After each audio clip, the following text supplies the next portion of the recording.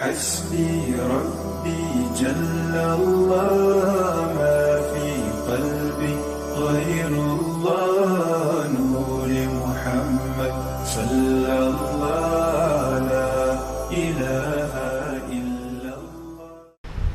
بسم اللہ الرحمن الرحیم. باب ما جاء فی کلام رسول اللہ صلی اللہ تعالی علیہ وآلہ وسلم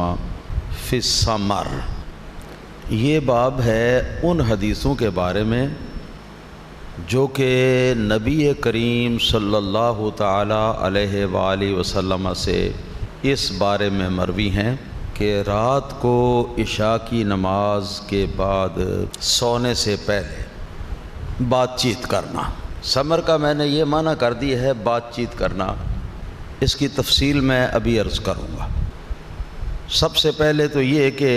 یہاں پر 244 حدیثیں بحمدہ تعالی پوری ہو چکی ہیں اور تقریباً 100 اور کچھ زائد بقایا رہ گئی ہیں. انشاءاللہ تعالی ہم رواں دواں چل رہے ہیں. اللہ تعالی کرے قال اللہ و قال الرسول صلی اللہ تعالی علیہ وآلہ وسلم پر چلتے چلتے چلتے چلتے جی اسی حال میں وہ وقت واپسی آ جائے تو زہ قسمت اور زہ نصیب. نضر اللہ امرا سمع مقالتی او سمع حدیثی فوعاها ثم اداها. ہمارے پیارے آقا و مولا حضرت محمد الرسول اللہ صلی اللہ تعالی علیہ وسلم کا فرمانا ہے کہ اللہ تعالی خوش و خرم رکھے اس شخص کو، اللہ تعالی تر و تازہ رکھے اس شخص کو، اللہ تعالی شاد بامراد رکھے دونوں جہانوں میں اس شخص کو. یہ سرکار دعا دے رہے ہیں اس شخص کو جس نے میری حدیث کو سنا تو اس کو اپنے دل میں اپنے ذہن میں محفوظ کر لیا، پھر اسے دوسروں تک بھی پہنچایا. سرکار اپنے ایسے امتی کے لیے یہ دعا فرما رہے ہیں کہ اللہ تعالیٰ دونوں جہانوں میں اسے شاد آباد رکھے، دونوں جہانوں میں تر و تازہ رکھے، دونوں جہانوں میں خوش و خرم رکھے، دونوں جہانوں میں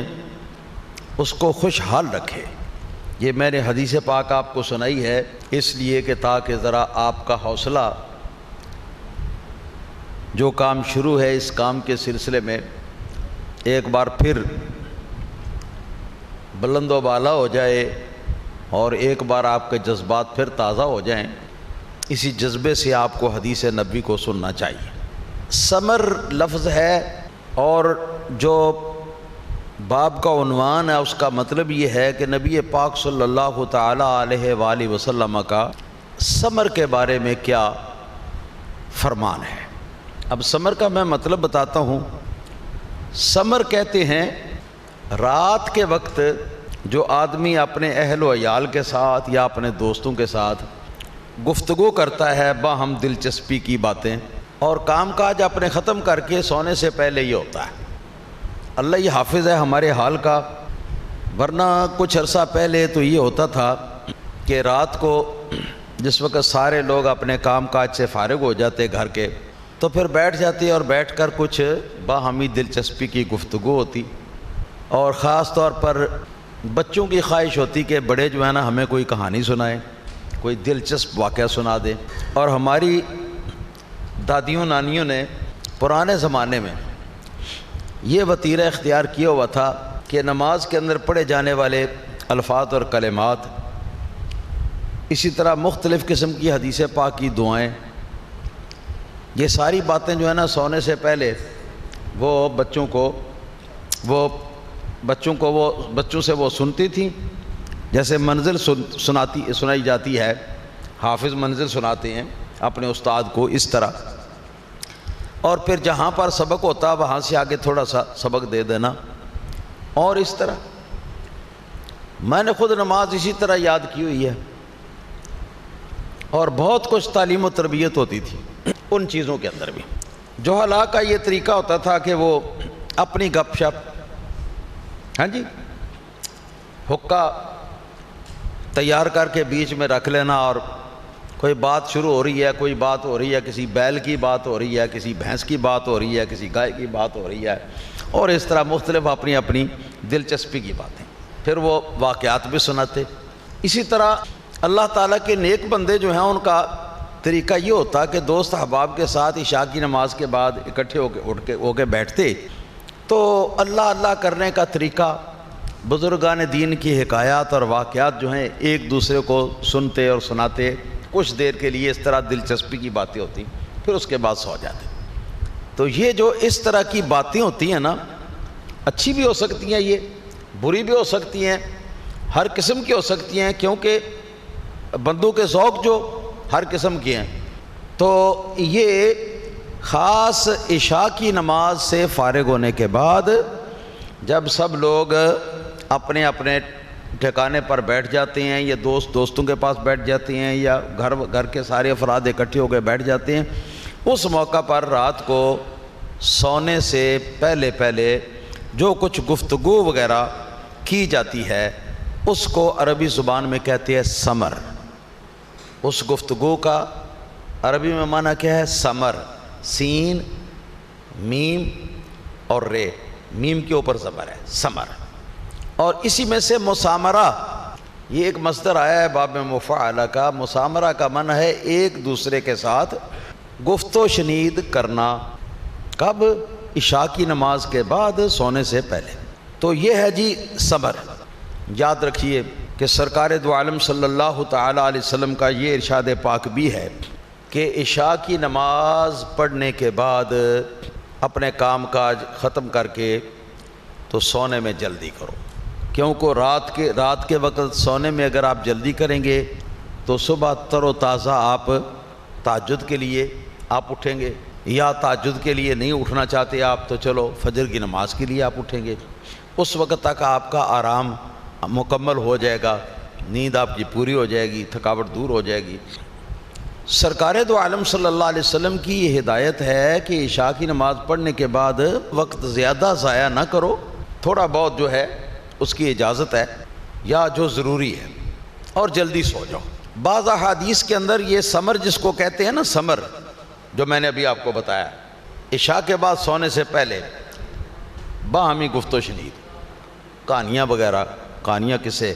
سننا سنانا۔ اس کے بارے میں ایک حدیث پاک نبی کریم صلی اللہ علیہ وسلم کی یہ بھی آئی ہے کہ صحابہ کرام فرماتے ہیں کہ نہا رسول اللہ صلی اللہ علیہ وآلہ وسلم عن السمر بعد العشاء۔ رسول اللہ صلی اللہ تعالیٰ علیہ وسلم نے عشاء کی نماز کے بعد سمر یعنی گفت و شنید باہم جو ہے اور کہانیاں کسے بیان کرنا سننا، اس چیز سے رسول اللہ صلی اللہ علیہ وسلم نے منع فرمایا۔ منع کیوں فرمایا ہے؟ اس لیے منع فرمایا ہے کہ اس طرح رات جو ہے نا اس کا کافی سارا حصہ جو ہے یہ گپوڑوں میں گزر جائے گا، اور صبح وقت پر اٹھنے میں دقت ہوگی، نماز جو ہے اس کے رہ جانے کا بھی اندیشہ ہوگا، اس لیے سرکار نے منع بھی فرمایا ہے۔ اور بعض احادیث کے اندر سرکار نے اس کی ضرورت کے مطابق تھوڑی بہت اجازت بھی دی ہے۔ ہاں، فقہاء کرام جو ہیں ان کا تو موضوع ہی یہ ہے کہ جو بھی حدیثیں ایک باب میں آئی ہیں نفی میں یا اس بات میں، وہ پازیٹیو آئی ہیں یا نیگیٹو آئی ہیں، ان کو جمع کر کے جوڑ کے پھر قواعد شرع اور دیگر آیات اور حدیث کو ساتھ ملا کر تو اس کا ایک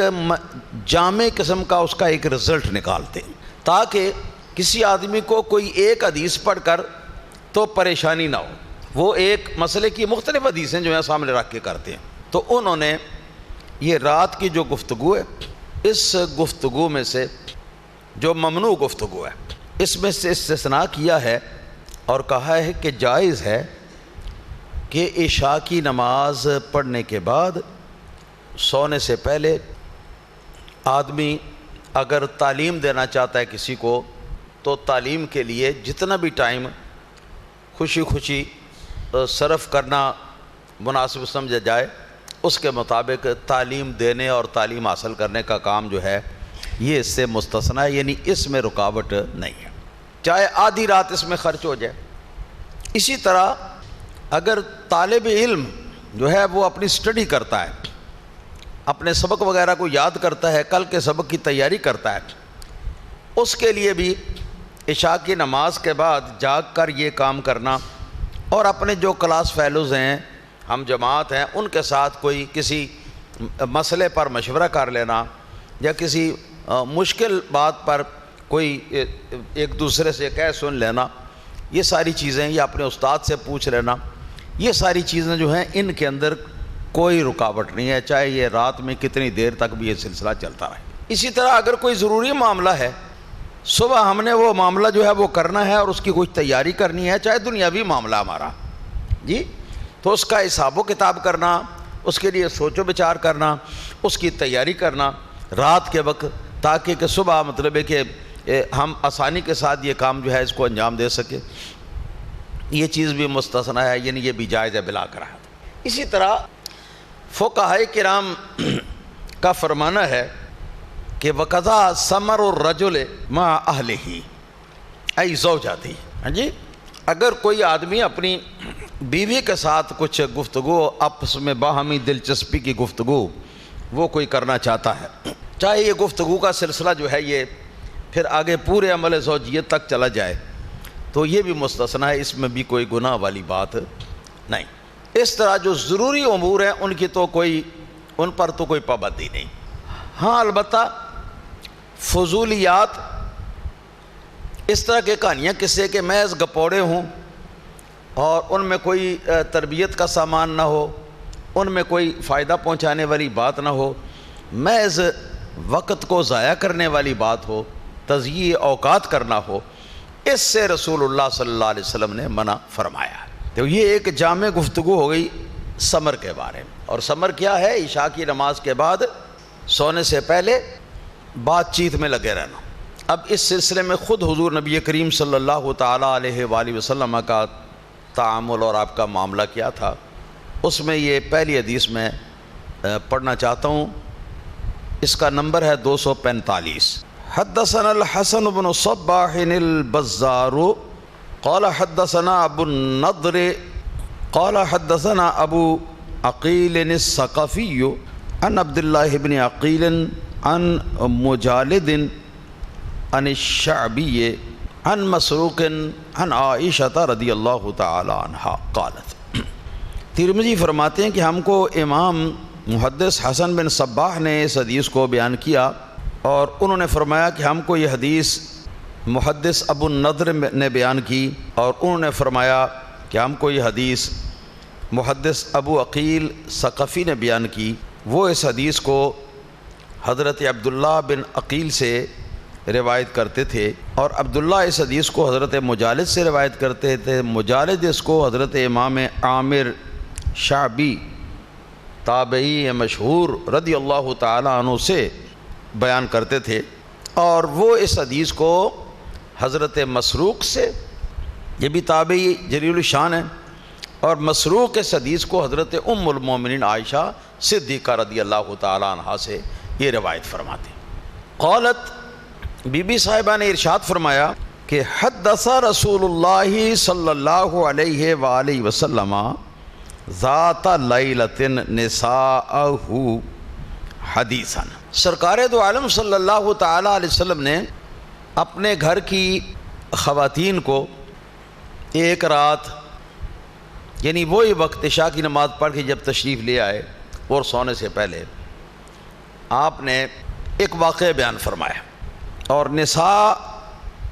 جو ہے یہ امراتن کی یہ جمع ہے، امراتن عورت کو کہتے ہیں اور نساء کہتے ہیں عورتوں کو، جمع ہو گئی۔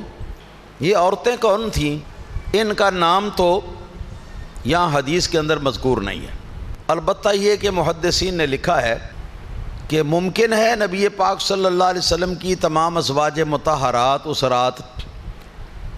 جہاں سرکار کے رات گزارنے کی باری تھی تو اسی گھر میں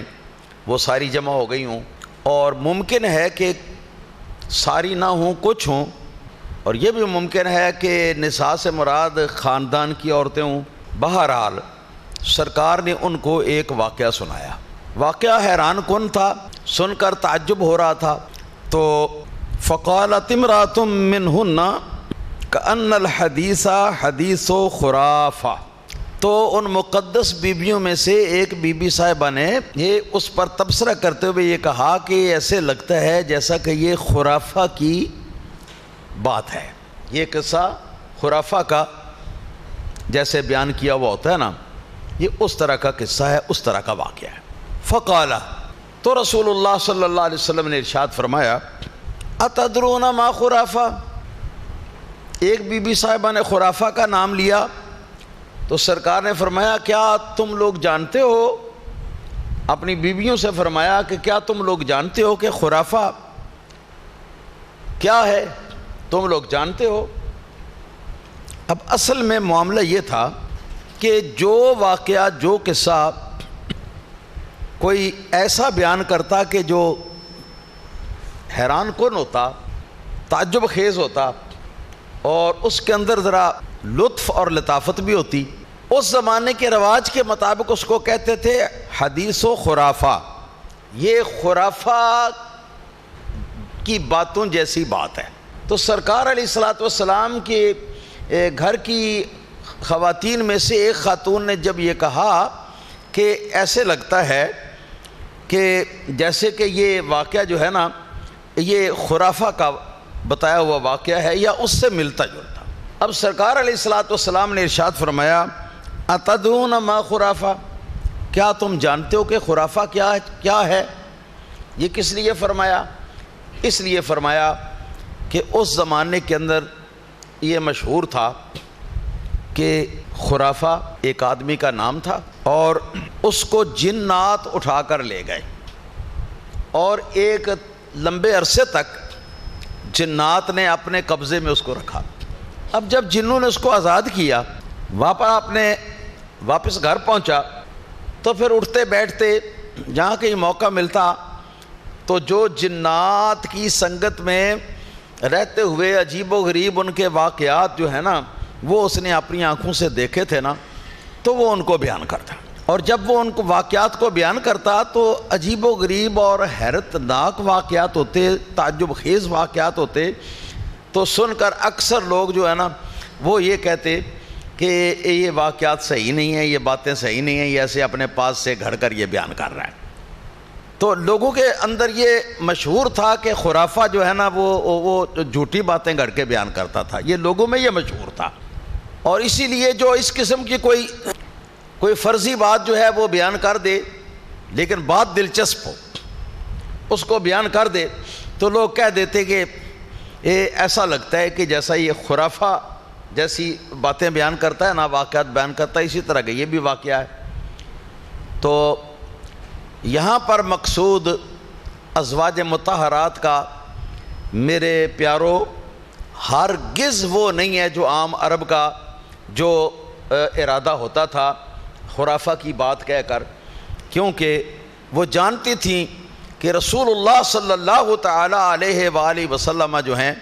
آپ کی زبان اقدس و مقدس سے سوا حق کے اور کچھ نکل ہی نہیں سکتا۔ تو اس سے مراد جھوٹا ہونا نہیں، جب خرافہ کا واقعہ کہا نا تو مطلب یہ نہیں کہ واقعہ جھوٹا ہے، مطلب یہ ہے کہ جس طرح خرافہ کے واقعات بیان کیے ہوئے جو ہیں وہ دلچسپی لیے ہوئے ہوتے ہیں، لوگ دلچسپی کے ساتھ سنتے ہیں، خوش طبعی ہوتی ہے ان میں، اور لوگوں کا دل جو ہے وہ حیرت کے ساتھ خوش ہو جاتا ہے۔ تو اس طرح یہ بھی بات جو ہے اس کے اندر یہ حیرت ناکی بھی ہے، اس کے اندر تعجب خیز ہونا، تعجب خیزی بھی ہے، اور اس کے اندر دلچسپی بھی ہے، یہ مراد ہے، جھوٹا ہونا ان کی مراد ہرگز نہیں۔ تو سرکار علیہ الصلوۃ والسلام نے خرافہ کے بارے میں جو باتیں مشہور تھی لوگوں کے اندر، تو ان کی تصحیح فرمانے کے لیے آپ نے فرمایا کہ اتدرون ما خرافہ، کیا میرے اہل بیت تم یہ جانتے بھی ہو کہ خرافہ تھا کون؟ تو اس کے ساتھ آگے سرکار نے جواب کا انتظار نہیں کیا کہ وہ جواب دیں کہ ہاں ہم جانتے ہیں یا نہیں جانتے، ان کا انتظار کیے بغیر سرکار نے ارشاد فرمایا ان خرافتا کان رجلا من عذرتا،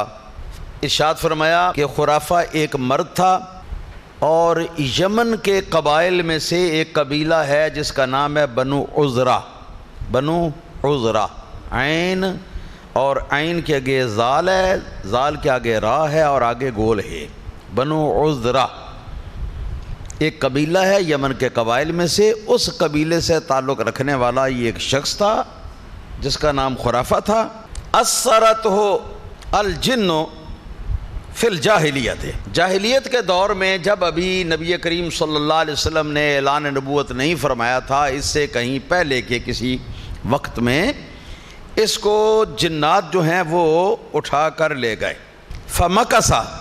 سرکار نے فرمایا تو وہ پھر ان جنات کے پاس ہی ٹھہرا رہا، دہرن، ایک لمبے عرصے تک. جنات نے اس کو واپس نہیں آنے دیا. ثم ردوہ الی الانس، تو بہت سا عرصہ گزرنے کے بعد اس شخص کو جس کا نام خرافہ تھا اس کو جنات نے اپنے یہاں سے اٹھا کر تو انسانی علاقوں کے اندر پہنچا دیا. تو یہ پھر جس وقت واپس آیا، وَكَانَ يُحَدِّثُ النَّاسَ بِمَا رَأَى فِيهِمْ مِنَ الْأَعَاجِيبِ، تو یہ لوگوں کے پاس جب بیٹھتا تھا تو عجیب و غریب واقعات وہ سناتا تھا ان کو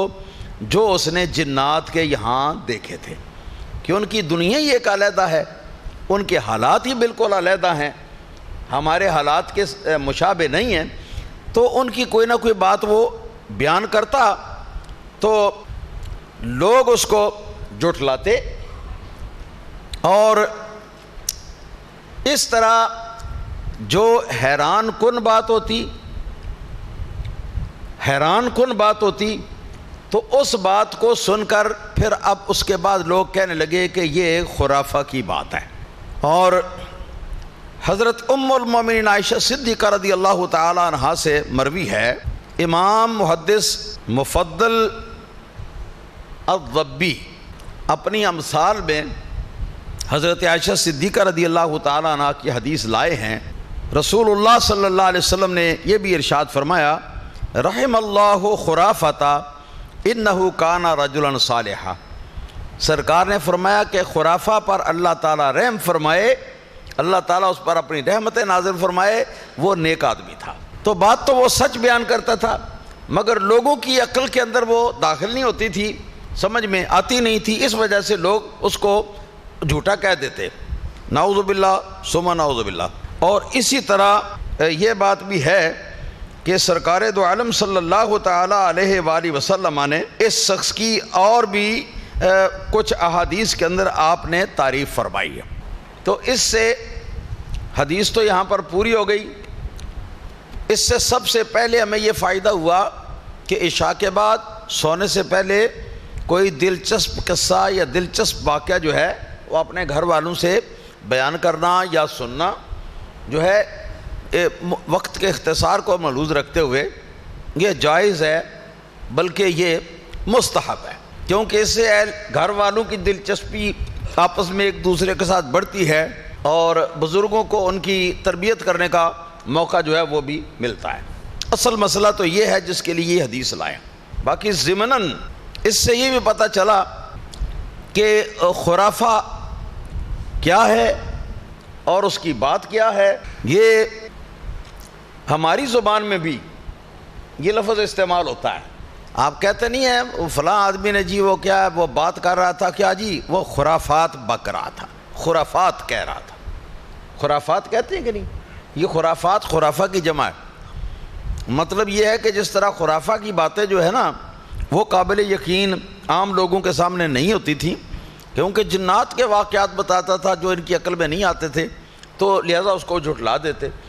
تو اس طرح کی جو باتیں آج کل کوئی آدمی کرے تو اس سے آدمی نفرت کا اظہار کرنا چاہے تو وہ اس کو کہہ دیتا ہے خرافات. حالانکہ خرافہ جو ہے وہ آدمی بڑا نیک تھا. نبی کریم صلی اللہ علیہ وسلم نے اس کی نیکی کا بیان کیا ہے. اس سے دوسرا مسئلہ یہ بھی ثابت ہوا کہ جنات کو اللہ پاک نے یہ طاقت دی ہے کہ جنات انسانوں کو اغوا کر کے بھی لے جایا کرتے ہیں. پھر اس کے بعد یہ بھی ہو سکتا ہے کہ جس انسان کو اغوا کر کے لے جائیں وہ اس کو تباہ کر دیں، اس کو مار ڈالیں، ہلاک کر دیں۔ یہ بھی ہو سکتا ہے کہ اس کی خدمت تواضع کریں، اور بھی مختلف حالات جو ہیں ان کے ساتھ ان کے ہو سکتے ہیں۔ اور یہ بھی ہو سکتا ہے کہ وہ